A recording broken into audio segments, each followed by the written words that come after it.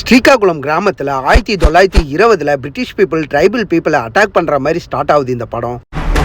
அவனுக்காக மொத்தத்தையும் கொடுத்துருவேன் சார். நான் அந்த அட்டாக்ல பல பேர் அங்கேயே சாவ, அந்த இடத்துல இருந்து ஒரு சில சின்ன பசங்க மட்டும் தப்பிச்சு போவ, அந்த கிராமம் அங்கேயே அழிஞ்சு போகுது. அப்படியே அந்த இடத்துல இருந்து கிங்டம் சாம்ராஜ்யம் சொல்லி டைட்டில் கார்டு போடுறாங்க. இந்த படத்தோட ஸ்டார்டிங் சீன்ஸ் எல்லாம் பார்த்தா நம்ம தமிழ் படத்துல வர 1001 கிளைமேக்ஸை பார்த்த மாதிரியே இருக்கு. அண்ட் அந்த கிளைமேக்ஸ்ல பயங்கரமா இன்ஸ்பயர் ஆயிருக்காரு போல டைரக்டர் கௌதம். இந்த கிங்டம் படத்தோட ஒன்லைன் ஸ்டோரி என்னன்னு பாத்தீங்கன்னா, அந்த கிராமத்துல இருந்து தப்பிச்சு போன சில மக்கள் ஸ்ரீலங்கா ஜாஃப்னா பக்கத்துல இருக்கிற ஒரு தீவுல போய் தஞ்சம் அடைறாங்க. நம்மளை காப்பாத்த ஒரு தலைவன் கண்டிப்பா வருவான்னு சொல்லி அப்படியே அங்க இருந்து ஒரு 70 வருஷம் தாண்டி கரண்ட் பீரியட்ல காட்டுறாங்க. இங்க போலீஸா இருக்கிற விஜய் தேவர்கொண்டான் சின்ன வயசுல காணாம போன அவரோட அண்ணனை எப்படியாவது தேடி கண்டுபிடிக்கணும்னு இருக்காரு. அவரோட அண்ணனை தேடுற ப்ராசஸ்ல தான் அவரோட அண்ணன் ஸ்ரீலங்கா போறாரு. ஸ்ரீலங்காக்கு போய் என்ன ஆச்சு, அவரோட அண்ணன் இவருக்கு கிடைச்சாரா இல்லையா, அண்ட் 70 வருஷமா காத்துட்டு இருக்க மக்களுக்கு தலைவன் கிடைச்சானா இல்லையா, அண்ட் இதெல்லாம் சுத்தி என்ன நடக்குதுன்றதுதான் இந்த படத்தோட கதையே. அண்ட் இந்த வீடியோல நம்ம இந்த படத்தோட ரிவ்யூ தான் பார்க்க போறோம். ஸோ ஸ்கிப் பண்ணாம பாருங்க.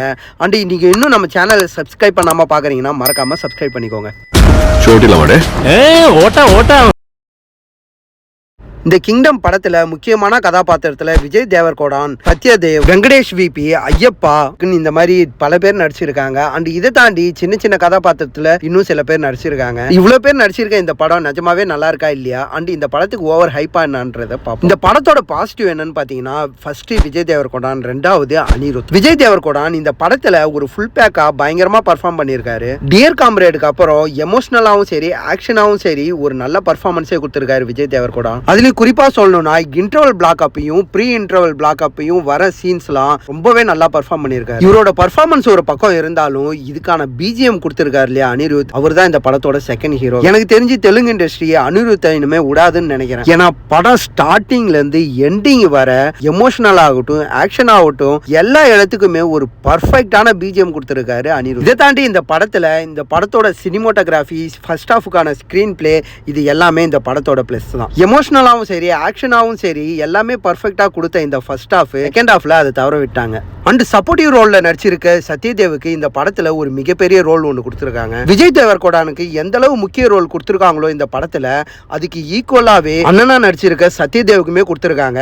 அவருக்கு வர ஆக்ஷன் சீன் ஆகட்டும் எமோஷனல் சீன் ஆகட்டும் விஜய் தேவர்கொடானை விட அவருக்கு பயங்கரமா ஷூட் ஆகுது இந்த படத்தோட கதைக்கு. அண்ட் பிளாஷ்பேக்ல வர அண்ணன் தம்பி எமோஷனல் சீனை விட கரண்ட் பீரியட்ல காட்டிருக்க பிரதர்ஸோட எமோஷனல் சீன் அது ரொம்பவே எலிவேட் பண்ணி காட்டுது இந்த படத்துக்கு. இந்த அளவு நல்லா போயிட்டு இருக்க ஒரு படம் செகண்ட் ஹாஃப்ல அது டோட்டலாவே மாறிடுச்சு. தெலுங்கு ஆடியன்ஸுக்கு ஏத்த மாதிரி ஆக்ஷன் சீன்ஸ் வச்சிருந்தாலுமே எமோஷனலா இது யாரு கூடமே கனெக்ட் ஆகாத மாதிரி தான் செகண்ட் ஹாஃப்ல எழுதி இருக்க ஸ்கிரீன் பிளேவே இருக்கு. ஒரு ஈகோயிஸ்டாவும் சாடிஸ்டாவும் வர வில்லனுக்கு எழுதி இருக்கிற இந்த கதாபாத்திரம் அதை பர்ஃபெக்டாவே நடிச்சு கொடுத்திருக்காரு ஆக்டர் வெங்கடேஷ். பட் செகண்ட் ஹாஃப்ல அதுக்கு கொடுத்த முக்கியத்துவம் வேற எதுக்குமே கொடுக்கலன்றது தான் இந்த படத்தோட ரைட்டிங்லேயே தெரியுது. அந்த கேஜிஎஃப் மாதிரி ஆரம்பத்துல இருந்து எண்டு வர நான் லினியராவே போற இந்த படம் கேஜிஎஃப் மட்டும் ஞாபகப்படுத்தாம அடிக்கடி 1001 ரெட்ரோவும் இந்த மாதிரியான படங்களை தான் ஞாபகப்படுத்துது. அண்ட் இந்தியன் சினிமாக்கு இது ஒரு ட்ரெண்டாவே மாறிடுச்சு. ஒரு படம் ஹிட் கொடுத்தா அந்த படத்தோட ஜானர்லயே எல்லா படமும் எடுக்கணும்ன்ற ஒரு மைண்ட் செட்டுக்கு மோஸ்ட்லி எல்லா டைரக்டருமே வந்துடுறாங்க. அதுக்கு ஏத்த மாதிரி தான் இந்த படத்தோட எண்டுமே செகண்ட் ஹாஃபுக்கு லீடு கொடுத்து முடிச்சிருந்தாங்க. முக்கியமா தமிழ் ஆடியன்ஸ் கிட்ட இந்த படம் எப்படி போய் ரீச் ஆகும் அண்ட் இந்த படத்தை தமிழ் மக்கள் எப்படி பார்ப்பாங்கன்றதே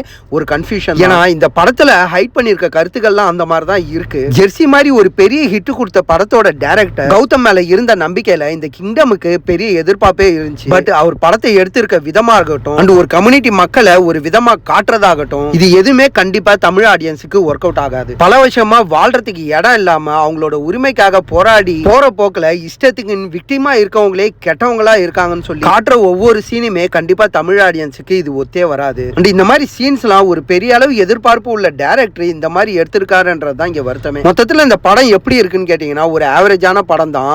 உங்களுக்கு தியேட்டர் போய் பார்க்கணும்னு தோணுச்சுன்னா கண்டிப்பா போய் பாருங்க. அண்ட் இந்த வீடியோ உங்களுக்கு பிடிச்சிருக்குன்னு நினைக்கிறேன். பிடிச்சிருந்துச்சுன்னா ஒரு லைக் ஒன்று தட்டிட்டு நீங்க இன்னும் நம்ம சேனல் சப்ஸ்கிரைப் பண்ணலனா மறக்காம சப்ஸ்கிரைப் பண்ணிக்கோங்க. I think இந்த மண்ணிலேயே ஏதோ பிரச்சனை இருக்கு. மனுஷங்களை கூட ராட்சசர்களா மாத்திடுது.